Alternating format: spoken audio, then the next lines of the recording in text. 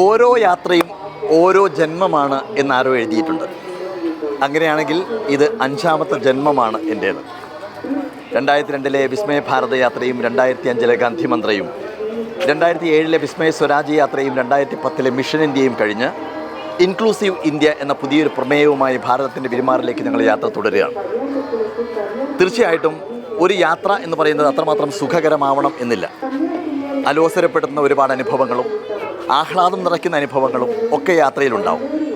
പക്ഷേ ആ യാത്രയിൽ നിന്ന് പഠിച്ചെടുക്കുന്ന ഒരുപാട് കാര്യങ്ങൾ കഴിഞ്ഞ് നമ്മൾ തിരിച്ചു വരുമ്പോഴേക്കും പുതിയ അനുഭവങ്ങളിലൂടെ, പുതിയ കാഴ്ചകളിലൂടെ, പുതിയ വിശേഷങ്ങളിലൂടെ നമ്മുടെ ചിന്തകളിൽ ഒരുപാട് മാറ്റങ്ങൾ സംഭവിക്കും. അതുകൊണ്ടാണ് പറയുന്നത് ഓരോ യാത്രയും ഓരോ ജന്മമാണ് എന്നുള്ളത്.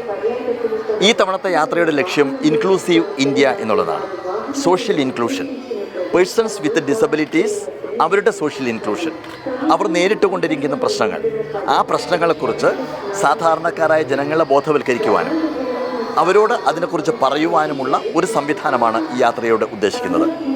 Department of empowerment of person with disabilities അഥവാ DEPWയുടെ സഹകരണത്തോടു കൂടിയാണ് ഈ യാത്രയിലൂടെ ഈ കാര്യങ്ങൾ തുറന്ന് പറഞ്ഞുകൊണ്ടിരിക്കുന്നത്.